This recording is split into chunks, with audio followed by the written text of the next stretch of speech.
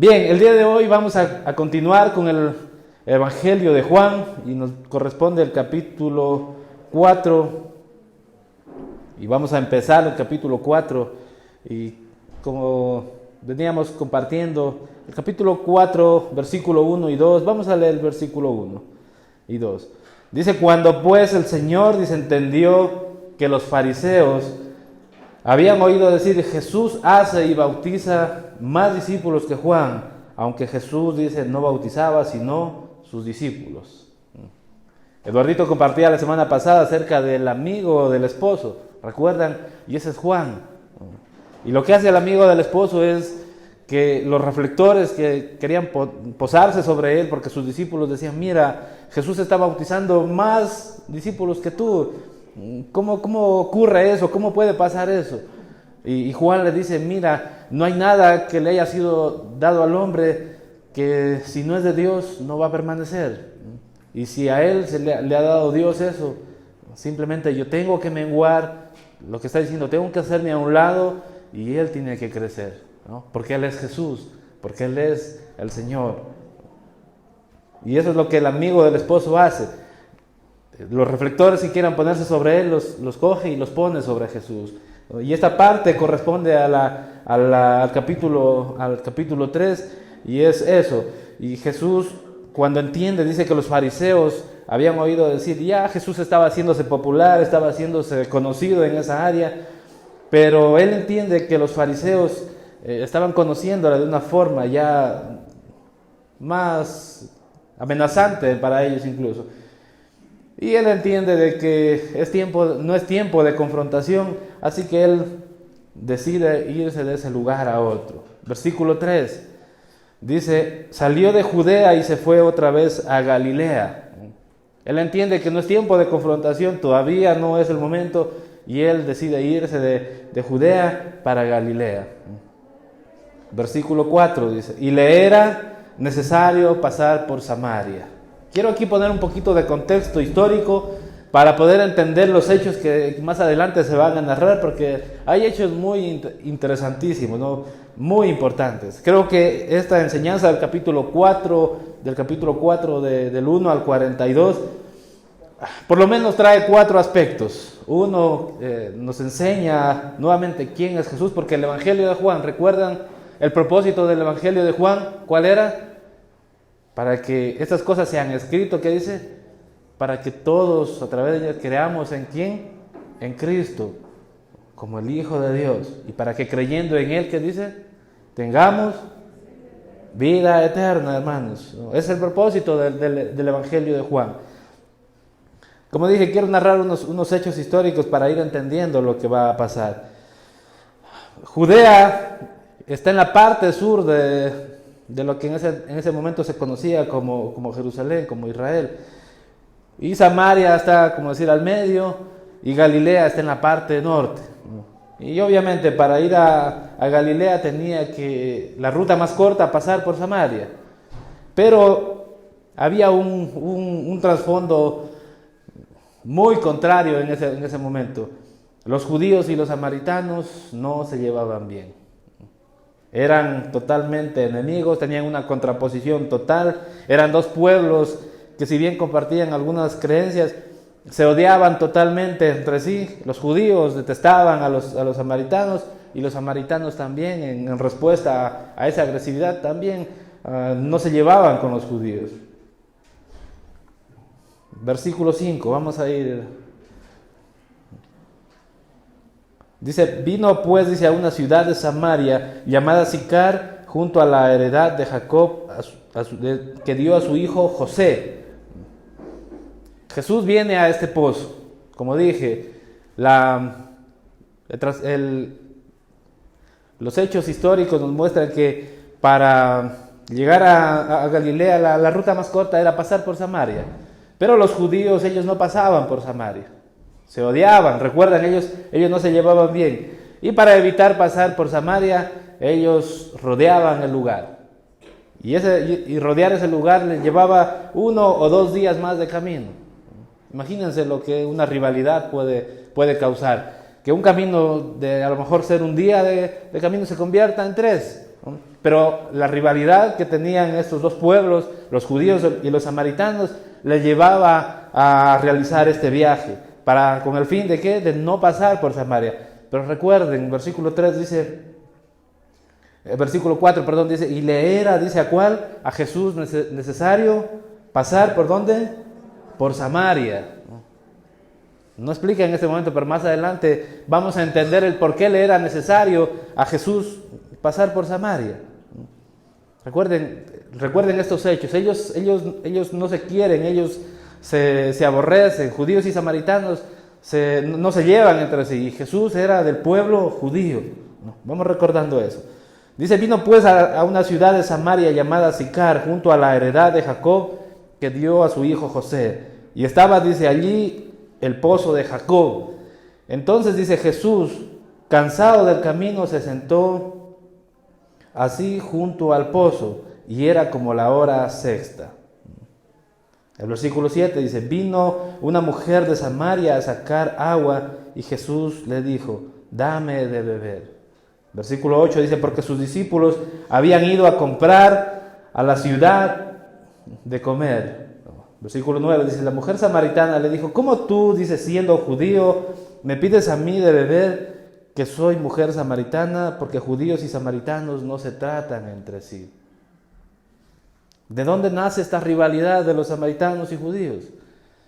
Cuando el reinado de los asirios está conquistando todas estas tierras, dice que van a la ciudad de Samaria, a esas ciudades, y se lleva a la gente más prominente, a la gente estudiada, a la gente culta, a la gente pudiente. Y la costumbre de los asirios era que se llevaban a la gente que podía aportar algo a la cultura de ellos, y en su lugar venían y traían otras personas. Y estas personas se mezclaron con los judíos de ese tiempo, y lo que se desarrolló en ese tiempo es que se desarrolla esa cultura, la samaritana, ¿no? Esa cultura samaritana, que era una mezcla entre judíos, asirios, y ahí se hizo una mezcla de todo, ¿no? Y los judíos, al ver esta situación, desplazaron a los samaritanos y no los querían. ¿Por qué? Porque eran una nación que no era pura, no era una casta judía ortodoxa pura, ¿no? Era una mezcla ya de personas. Por lo tanto, se llevó a ese desenlace de aborrecerse. Pero nuevamente Jesús le era necesario pasar por Samaria. Y aquí nos muestra que Jesús viene a romper todos los esquemas. Jesús viene a romper esos prejuicios que muchas veces las sociedades se pueden poner, ¿no? Que las castas, las nacionalidades, las clases sociales se pueden poner, pero Jesús dice le era necesario pasar por Samaria porque hay un propósito en ese viaje. Hay un propósito, el pasar por Samaria. Jesús más adelante, la próxima semana, se compartirá por qué iba a Galilea. Iba a curar, a sanar al hijo de un noble, pero en ese camino a él le era necesario pasar por Samaria. Y aquí vemos que ya está con esta mujer samaritana. Va al pozo que se le ha dado a los hijos de Jacob y dice que él está cansado. No sé si pueden notar un aspecto de la vida de Jesús. Él es Dios, ¿no? Él es Dios mismo. Pero la Escritura nos muestra que, perdón, la Escritura nos muestra que Él dice que se ha despojado de su deidad, no teniendo como algo a qué aferrarse, sino que dice, ha tomado su forma de siervo para venir y dar su vida por nosotros, ¿no? Y Él está haciendo aquí, Él es Jesús, Él es Dios, pero está en esta condición humana, ¿no? Puedes notar esa condición, que Él está con sed, y Él está realmente cansado, y se sienta junto al pozo. Era, dice, como la hora sexta. La hora judía, la hora sexta, significa las 12 del mediodía. ¿Por qué Él era necesario pasar por Samaria? Porque aquí viene el momento que Él estaba esperando, que Él estaba buscando. Dice, vino una mujer de Samaria a sacar agua y le dijo Jesús, dame de beber. Si los samaritanos y los judíos eran enemigos, imagínate lo que en ese tiempo era que un judío, un rabí, un maestro le hable a una mujer. Los judíos tenían esa costumbre, ¿no? Ellos Ellos cuando oraban decían: Señor, te damos gracias porque soy hombre, y te doy gracias porque no soy perro, porque no soy gentil y porque no soy mujer. Esa era la oración de los judíos, de los varones. Y ellos, como costumbre, tenían prohibido, no les gustaba en su cultura hablar con las mujeres en público para nada, ni siquiera con su propia esposa. Si eso lo hiciéramos a las latinas, hermanos, a ellas no nos hablan, ¿no? Pero esa era la cultura judía, esa era la costumbre de ellos. Pero nuevamente Jesús vino a romper todos esos prejuicios. Y esa mujer samaritana se siente anonadada al ver eso, ¿no? ¿Cómo un judío le habla a ella y le dice: dame de beber? El versículo 9 dice: la mujer samaritana le dice: ¿cómo tú, siendo judío, me pides a mí de beber, que soy mujer samaritana? Porque judíos y samaritanos, nuevamente, no se tratan entre sí. Perdón. Vemos aquí que Jesús llega a este lugar y ve a esta mujer llegar a ver agua. ¿Por qué esta mujer está a esta hora? La costumbre judía de las personas de ese momento era que para ir a ver agua iban en las horas de la mañana o en las horas de la tarde, porque en ese momento, en esas horas no había calor. Pero a la hora sexta a nadie se le hubiera ocurrido ir a ver agua, porque el sol en el desierto es totalmente canicular, ¿no? Es fuerte, es abrasante. Pero ella iba a ver agua a esa hora. ¿Por qué? El contexto nos muestra que la mujer samaritana, más adelante nos va a mostrar que era una mujer de una dudosa reputación, una mujer a lo mejor desplazada del pueblo, incluso de los samaritanos. Tenía una reputación no tan buena, y para evitar encontrarse con otras mujeres, con otras personas, ella escogió a esa hora para ir a ver agua. Pero sorpresa para ella, se va a encontrar con el Señor Jesucristo. Avanzamos, versículo 10. Dice: respondió Jesús y le dijo: si conocieras, dice, el don de Dios y quién es el que te dice: dame de beber, tú le pedirías y él te daría agua viva. Como dije, la samaritana estaba ahí, estaba yendo a sacar agua. El Señor Jesús le dice: dame de beber. La samaritana se niega en ese momento. Dice: ¿cómo? No, se siente un poco confundida y confrontada, diciendo: ¿cómo tú siendo judío, me pides a mí agua cuando, primero, soy mujer? Los hombres con las mujeres no hablan en público. Segundo, tú eres judío, yo samaritana. No entiendes el contexto de lo que aquí se vive y tú me estás pidiendo agua a mí. Pero el Señor Jesucristo, como dije, viene a romper todo prejuicio, toda situación que los hombres pueden poner. Los hombres son muy buenos en poner esos prejuicios, incluso en las iglesias. Pero el Señor Jesús nos enseña a romper todo aquello. Como ustedes se dan cuenta, en esta congregación no hay lugar especial para nadie. No tenemos un lugar específico: aquí se sientan los pastores, aquí se sientan los líderes. No.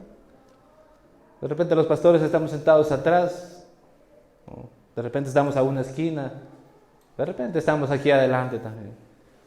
Pero creo que el Señor Jesucristo nos ha enseñado a romper todo prejuicio.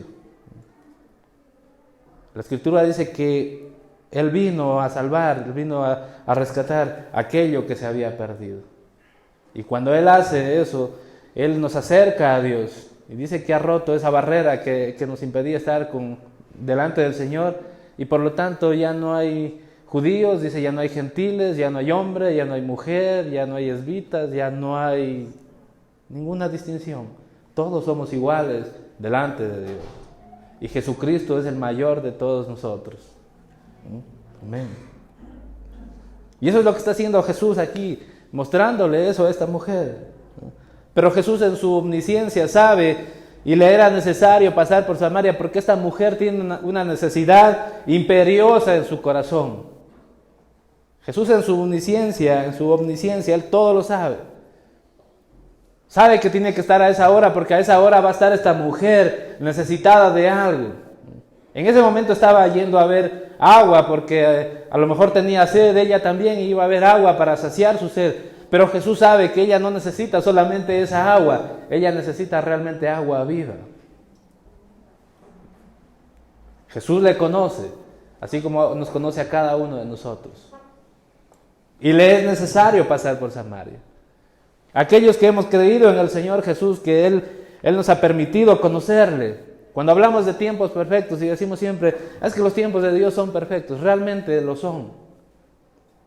Porque a Jesús le era necesario pasar por Samaria para encontrarse con esta mujer, porque esta mujer tenía una necesidad en su alma, en su espíritu, que solo Jesús podía saciar. La misma necesidad que cada uno de nosotros ha tenido en un espacio de nuestras vidas. La misma necesidad que muchos de aquellos que vienen a esta congregación aún no ha sido saciada. La misma necesidad que millones y millones de personas aún necesita saciar. Versículo 10.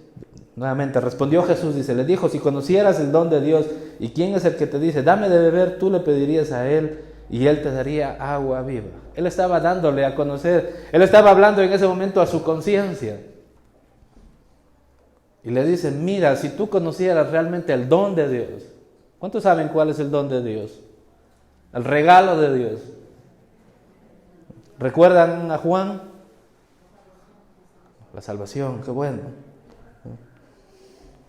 Juan 3:16, versículo tan conocido, lo compartimos hace 2 semanas. Porque de tal manera amó Dios al mundo, que ha dado, ¿qué dice? A su Hijo unigénito, para que todo aquel que en Él crea no se pierda, que dice, mas tenga vida eterna. ¿Cuál es el don de Dios? ¿Cuál es el regalo de Dios? La vida eterna, pero dada a través de ¿quién? De su Hijo unigénito. Jesús es el regalo de Dios, es el don de Dios. Dice, si conocieras el don de Dios, ¿y quién es el que te dice, dame de beber? Los samaritanos tenían algo particular, que ellos también eran muy religiosos. Ellos tenían un monte llamado el monte Gerizim, y ahí ellos edificaron un templo, y en ese templo ellos adoraban, y ahí realizaban todas sus prácticas religiosas de adorar a Dios. Recuerdan, ellos no se llevaban con los judíos. El templo de adoración en ese tiempo estaba en Jerusalén, en tierra de los judíos, pero ellos no podían pisar esas tierras, no visitaban esas tierras porque eran totalmente aborrecidos, no se llevaban. Por esa razón los samaritanos edifican un templo en su tierra, en el monte Gerizim, y ahí hacen el lugar de adoración. Ellos son religiosos, ellos conocen parte del Antiguo Testamento, saben que hay una promesa de un Salvador, más adelante vamos a ver eso, saben y conocen de esa promesa de un Salvador. Ella, una mujer samaritana, es entendida de eso, y le dice, si conocieras el don de Dios, a lo mejor sabe, pero aún no lo conoce. Recuerdan el versículo nuevamente, Juan 3:16, compartido en todo el mundo lo conoce. Muchos lo repiten, jugadores de fútbol, como dije, se ponen en las camisetas, algunos autos los pintan atrás a ese versículo. Pero ¿cuántos realmente tienen el entendimiento de aquello que dice? Ese es el regalo que Dios nos ha dado, el don de Dios, Jesucristo.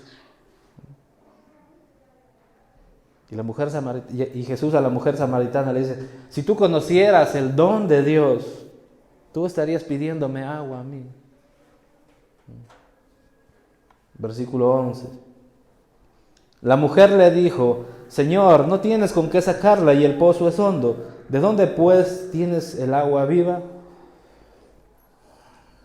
Jesús va a utilizar esta ilustración del agua porque quiere hablarle a la conciencia de la samaritana, porque Él realmente quiere traer agua viva a su vida. Pero nosotros, como siempre, el ser humano, como siempre, es un poco corto de vista, ¿no? No ve más allá de lo que está delante de sus ojos. Y esta samaritana no es la excepción. No entendió en ese momento lo que Jesús le decía. A pesar de que ella había sido enseñada por los samaritanos en parte de la Escritura, y esa parte de la Escritura ya contiene aquella promesa de salvación, pero ella no entiende lo que está delante de sus ojos, no entiende quién le está hablando, y le lleva a decir esto: no tienes, Señor, con qué sacarla. ¿Cómo puedes o tienes el agua viva? Versículo 12 dice: ¿acaso eres tú mayor que nuestro padre Jacob, que nos dio este pozo, del cual bebieron él, sus hijos y sus ganados? Versículo 13 dice: respondió Jesús y le dijo: cualquiera que bebiere de esta agua volverá a tener sed. Mas el que bebiere del agua que yo le daré no tendrá sed jamás, sino que el agua que yo le daré será en él una fuente de agua que salte para vida eterna. La mujer le dijo: Señor, dame esa agua para que no tenga yo sed ni venga aquí a sacarla. No sé si pueden ver eso. El Señor le está hablando espiritualmente, le está hablando al espíritu, y esa mujer dice: en verdad, dame esa agua porque no quiero venir aquí al pozo a sacarla. No ve más allá de lo que sus ojos ven.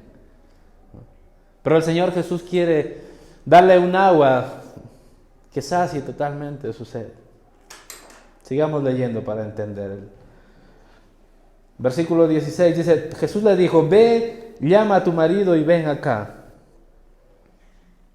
Versículo 17 dice: respondió la mujer y dijo: no tengo marido. Jesús le dijo: bien has dicho, no tengo marido, porque 5 maridos has tenido, y el que tienes ahora no es tu marido. Esto has dicho con verdad. ¿De dónde saqué que esta mujer podía tener mala reputación? De aquí. 5 maridos, hermano. No me lo inventé, ¿no? Aquí está escrito. Lo que hoy por hoy se podría conocer como una mujer bastante alegre, ¿no? Una mujer con un gran corazón.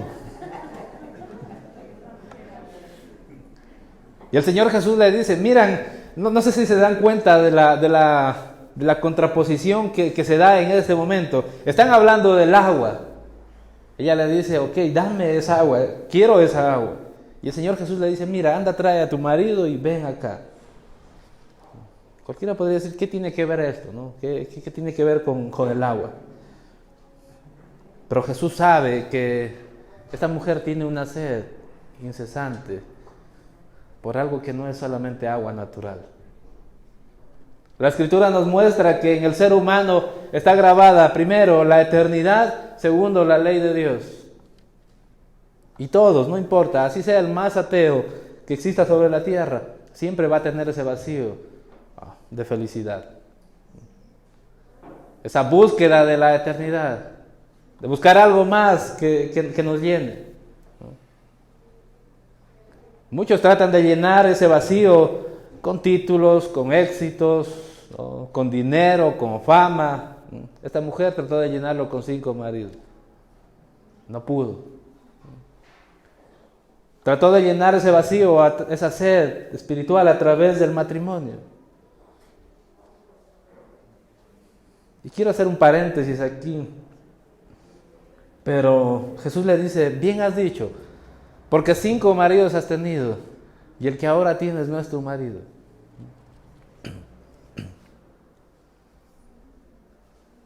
Jesús le va a hablar algo fuerte, le está hablando algo fuerte, porque el matrimonio es el único título que acredita a alguien como tu cónyuge o tu cónyuge, mujer o varón. Pero si no estamos dentro del matrimonio, queridos hermanos, se llama cualquier cosa. No quiero poner nombres, pónganle el nombre que quieran, pero no es un matrimonio. ¿Lo digo yo? No, lo dice la Escritura. Lo dice Jesús, aquel que creó al hombre y mujer para que unidos fueran una sola carne. Aquel que creó el ministerio matrimonial. Nada más ese paréntesis, hermanos. Creo que la Escritura, al ser tan amplia, abarca muchísimos temas. Solo de este tema podríamos hacer una enseñanza, pero creo que es solo un paréntesis, como dije. Debemos seguir adelante. Recuerdan, Jesús le era necesario pasar por Samaria porque aquí estaba esta mujer que tenía una sed, una necesidad de Dios. Más adelante va a mostrar eso. Era una mujer que había estado buscando satisfacer o llenar esos vacíos a través del matrimonio. Se casó con 5. No sé si enviudó, no sé si se separó, no dice eso la Escritura y no vamos a abundar en aquello. Pero nos muestra que 5 maridos tuvo. Y el que estaba en ese momento con ella ya no era su marido, no era su cónyuge, no estaba casada con él. Estaba simplemente conviviendo. Es como en esos momentos en los que tratas de llenar tanto algo, tratas de llenar tu necesidad con algo que en algún momento determinado ya no encuentras motivación para seguir adelante. Y dices, ya sabes que traté por tanto tiempo, luché con tantas fuerzas, pero ya no. Ahí lo que venga, ¿no? Lo que se dé. Pero Jesús conoce esta necesidad en esta mujer y llega a ella. Veamos, sigamos leyendo. Versículo 18 dice, 19. Le dijo la mujer, Señor, me parece que eres tu profeta. El Señor estaba hablándole al corazón, le estaba revelando aquello que ella había pasado en su vida. Versículo 20 dice, nuestros padres, adoraron en este monte, y vosotros decís que en Jerusalén es el lugar donde se debe adorar. Notan ahí lo que la mujer dice, la samaritana dice, nuestros padres, dice, ¿padres de quién? De ellos, samaritanos. Dice, adoraron en este monte, y vosotros decís, Jesús era de la descendencia judía, del pueblo judío, y vosotros decís que en Jerusalén se debe adorar. Vemos que la necesidad realmente de esta mujer es que ella quiere adorar a Dios. Ella quiere que Dios esté en su vida, esté en su corazón.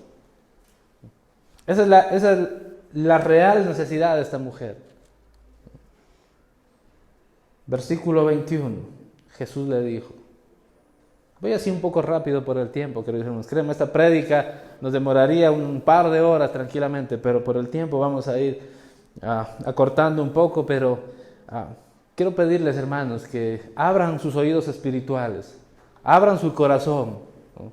Y que la enseñanza que estamos dando no solamente se quede en esta forma literal en la que la estoy dando, sino que podamos entender todo lo que el Señor Jesucristo nos quiere hablar a través de esto.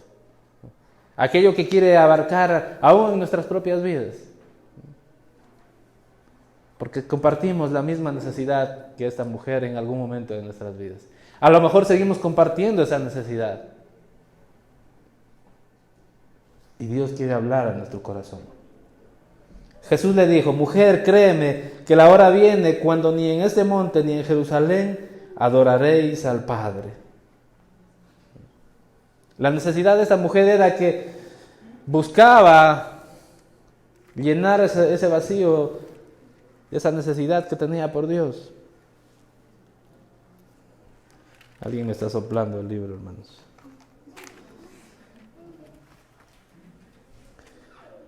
Pero Jesús le dice, mas la hora viene y ahora es cuando... Perdón, me salté. Versículo 22. Vosotros adoráis lo que no sabéis, le dice Jesús. Nosotros adoramos lo que sabemos, porque la salvación viene de los judíos. Ustedes están adorando de forma equivocada. En ese momento la adoración, recuerdan el templo de Jerusalén, recuerdan cómo viene Jesús a limpiar todo aquello que estaba hecho casa de mercado. La adoración en ese tiempo se daba en Jerusalén, no en otro lugar. Cualquier otro lugar que se hubiera utilizado para adorar era un lugar equivocado. Jerusalén, el templo de Jerusalén, era el lugar donde Dios había escogido para que ahí vayan y le adoren. Así que los samaritanos estaban equivocados en ese momento. Jesús le dice a esta mujer, vosotros adoran, ustedes adoran aquello que no saben. Nosotros adoramos lo que sabemos, porque la salvación viene de los judíos. Jesús viene de la descendencia judía, del pueblo judío. Pero el versículo 23, lo que nos dice el Señor Jesucristo es fuerte y contundente. Mas la hora viene, dice, y ahora es cuando los verdaderos adoradores adorarán al Padre en espíritu y en verdad, porque también el Padre, tales adoradores, busca que le adoren. Cuando vemos este versículo así tan a la ligera, ya lo hemos dicho muchísimas veces, ya hemos compartido muchas veces, hemos escuchado prédicas de esto. ¿Pero qué tiene que ver con la necesidad de esta mujer?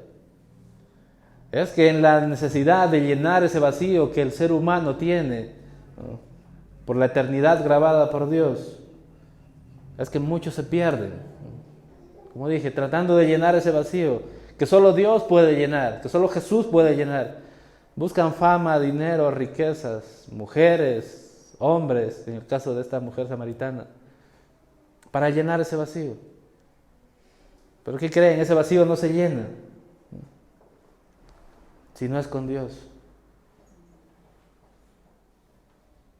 Hay muchos que se esfuerzan muchísimo por construir un proyecto.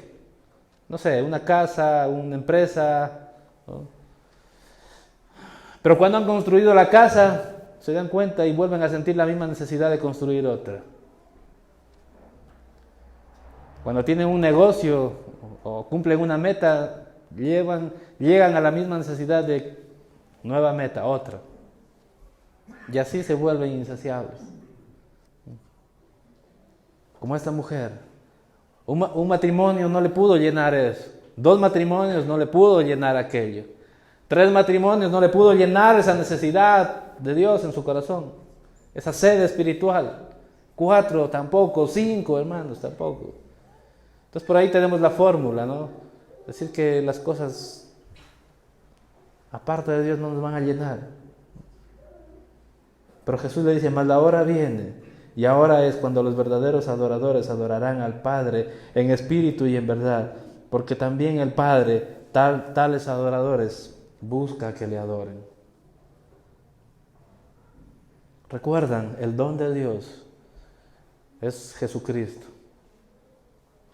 Recuerdan que compartía, y la Escritura nos muestra que aquellos que no han creído en el nombre del unigénito de Dios han sido condenados. ¿Por qué? Porque no han creído. Jesús le dice a esta mujer, mira, mas la hora viene. Cuando habla de la hora viene, significa que se acerca ya el tiempo en el que Él iba a ser crucificado. Y en ese momento se iba a romper ese lugar de adoración que era Jerusalén, porque francamente ya había perdido el propósito para el que en ese momento Dios dio ese lugar para adorar. ¿Recuerdan la casa del mercado y cómo se llegó a tener toda una praxis totalmente equivocada de lo que era dar sacrificios a Dios? Viene Jesús y dice, ya, la hora viene. Y ahora es cuando los verdaderos adoradores adorarán al Padre en espíritu y en verdad. ¿Cómo es esto? Nunca se olviden, hermanos. En ese tiempo era el templo de Jerusalén, el lugar que Dios escogió. Ahora, ¿cuál es el templo que Dios ha escogido?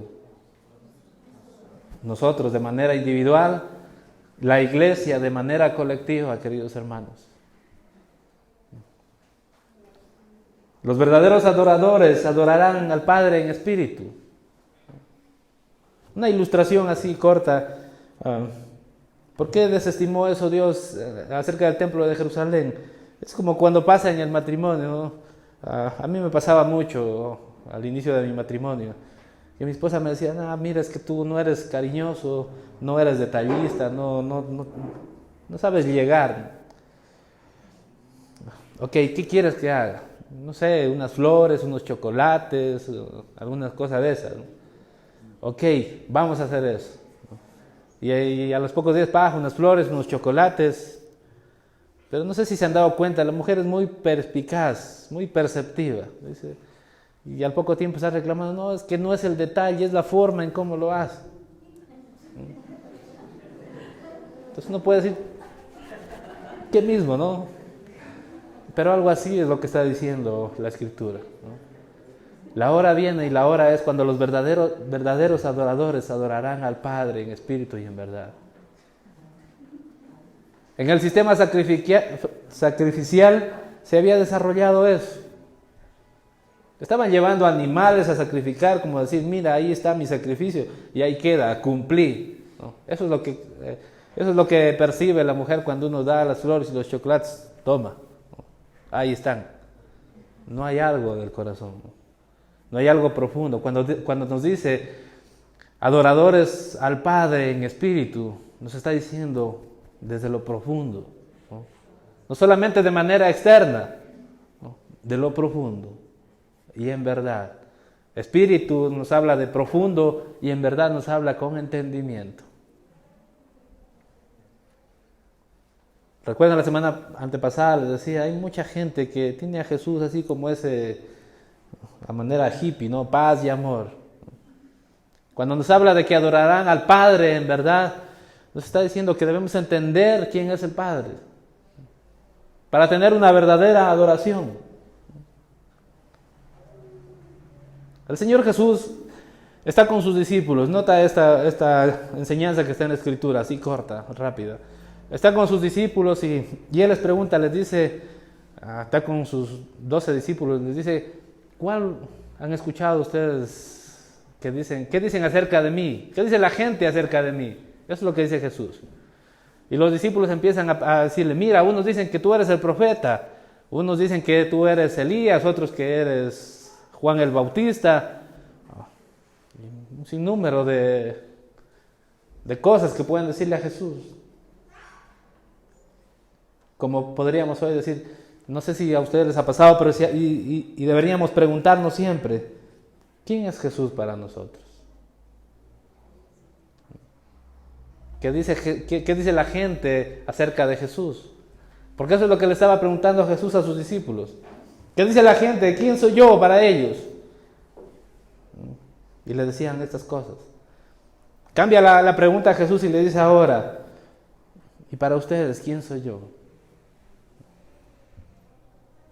¿Quién soy yo para ustedes? Aquellos que estaban con Él, cercanos, discípulos, viendo milagros, señales, prodigios, y se quedan callados. Me asombra esa respuesta momentánea, ¿no? De quedarse callados. Y solo Pedro se levanta y le dice, ¿recuerdan lo que dice Pedro? Tú eres el Cristo, el Hijo del Dios viviente. Jesús le dice, bienaventurado Pedro, porque esto no te lo reveló ni carne ni sangre, sino mi Padre que está en los cielos. Y ese entendimiento es el que debemos tener, queridos hermanos, porque el mundo tiene a Jesús como, no sé, como profeta. Los musulmanes, para ellos es un profeta. Para muchos filósofos es un buen hombre.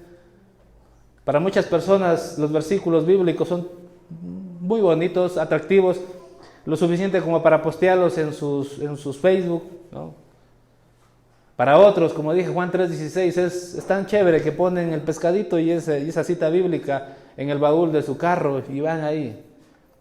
Y cuando en un semáforo alguien se les cruza, con el pito escapan de pegarlo. Porque no hay entendimiento. Cuando dice la Escritura, Él busca adoradores que le adoren en espíritu, de lo profundo y en verdad, teniendo entendimiento de a quién están adorando. ¿A quién estamos adorando, hermanos? Yo decía la semana antepasada también, la mayor idolatría se puede dar en la misma iglesia porque no hay entendimiento, no hay convicción en la gente, en mucha gente. Piensan, no, voy el domingo es el tiempo de dar a Dios en la iglesia, voy a la reunión 1 hora, toma, te di el tiempo que tenía que darte. Dios busca adoradores en espíritu y en verdad, no solo de 1 hora, 24 horas al día. Esos adoradores busca el Señor. Así que deberíamos preguntarnos quién es Jesús para nuestras vidas. ¿Es el Jesús que solamente provee para mi casa económicamente? ¿Es el Jesús que sana mis enfermedades? ¿Es el Jesús que ha restaurado mi matrimonio? ¿O es el Cristo, el Salvador de mi vida? Amén. Esos adoradores busca, dice el Señor. Y eso le está enseñando a esta mujer samaritana, ¿no? Has escuchado hablar de Dios, te han enseñado de Dios. Pero realmente, ¿quién puede saciar esa necesidad que has tenido y que has tratado de llenarla con cosas equivocadas? Solamente Dios te lo puede llenar. Si conocieras el don de Dios, le dice Jesús, y a la vez está presentando, conóceme aquello que he venido a hacer.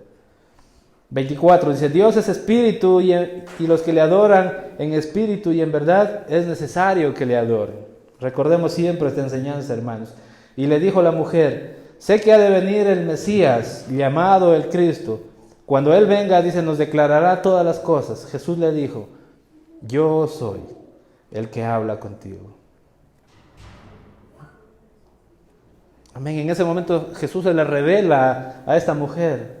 ¿Recuerdan cuando Moisés le habla a Dios en la zarza ardiente? ¿Cómo se presenta? Yo soy, exacto.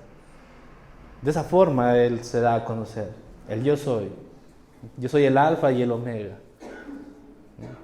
Yo soy el principio al fin. Yo soy el que soy. Él es Dios.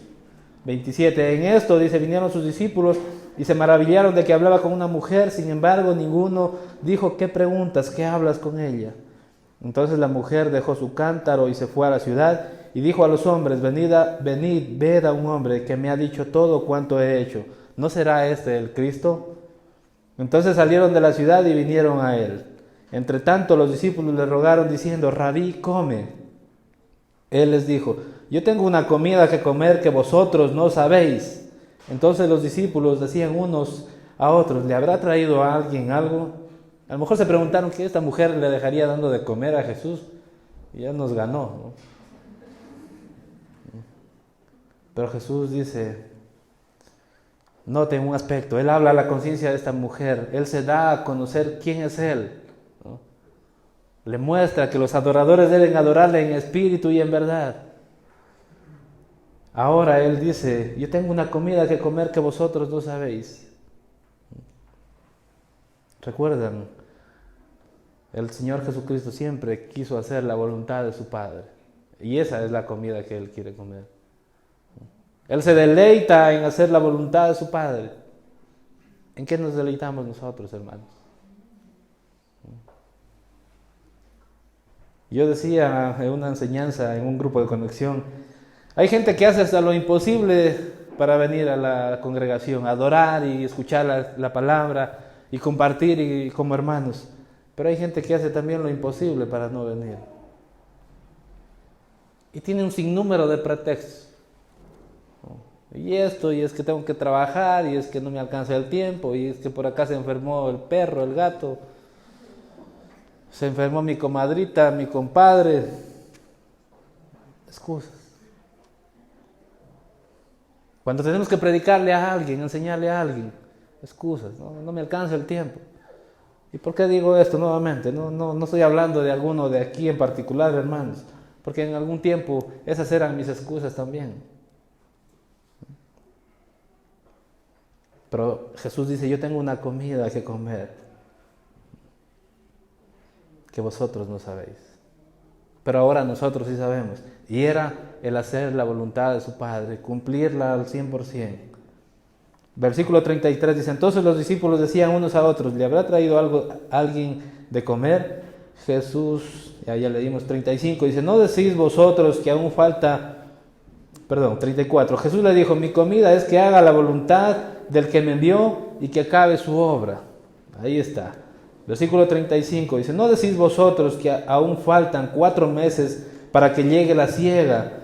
He aquí os digo, alzad vuestros ojos y mirad a los campos, porque ya están blancos para la siega. Notan que esta mujer samaritana, Jesús le habla solamente a la conciencia. Jesús no le promete, mira, te voy a cambiar tu vida, vas a tener buena reputación, mira, te voy a dar muchas cosas. No, Jesús solamente se presenta como lo que es, el Salvador de su vida. le revela todo lo que ella vivió y esta mujer cree en Jesucristo. Y en ese ánimo de creer va y ¿qué dice? Va a la ciudad y habla a todos los hombres de su pueblo, de su ciudad, samaritanos. Recuerden, no sé si notan la escena que se está desenvolviendo, pero es algo conmovedor, ¿no? Vemos que ellos no hablan mujeres con hombres en público, pero esta mujer se quita ese prejuicio, es una mujer con mala reputación, pero va y empieza a hablar a los hombres, a las personas que probablemente conocía y les dice, mira, he hallado un hombre, el que me ha dicho todo lo que yo he vivido. ¿No será este el Cristo? Una necesidad imperiosa también de dar a conocer aquello que se le ha sido revelado, el Cristo. Y Jesús les dice ahora a sus discípulos, dice, aún faltan 4 meses para la siega. He aquí os digo, alzad vuestros ojos y mirad los campos, porque ya están blancos para la siega. No sé si notan algunas contraposiciones y vemos como que a ratos no queremos entender el texto, pero el Señor Jesucristo probablemente estaba viendo a esta gente samaritana acercándose a Él, ¿no? Es la forma en la que habla el Señor Jesucristo, ¿no? Parábolas, analogías, de esa forma habla el Señor, ilustraciones.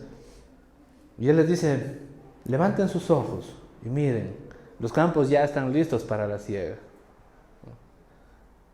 Humanamente podrían ver los campos de trigo, no sé, lo que se siembra en ese lugar, pero Jesús estaba viendo a la gente necesitada, gente que necesitaba conocer de Jesús, conocerle a Él. ¿Cuántos de nosotros hemos podido ver esos campos en este tiempo? Porque si algo está diciendo el Señor a nuestras vidas es eso: alzad vuestros ojos, vean los campos, ya están listos para la siega. Aquí tenemos una política nosotros como iglesia, y es que hay mucha gente que dice, mira, creo que falta esto de acá, y le decimos, en verdad faltan muchas cosas, estamos empezando 5 años ya, faltan muchas cosas, pero qué bueno que hayas percibido que falta eso. ¿Quieres sumarte, ayudarnos en eso? Porque somos muy buenos para decir, mira, falta eso, este otro, y deberían hacerse las cosas de esta forma o de esta otra, pero nadie quiere comprometerse a ayudarnos a hacerlo. El Señor Jesucristo nos está diciendo, levanten sus ojos, los campos están listos, ustedes han sido llamados a realizar ese trabajo. Versículo 38 dice, yo os he enviado a cegar lo que vosotros no labrasteis, otros labraron y vosotros habéis entrado en sus labores.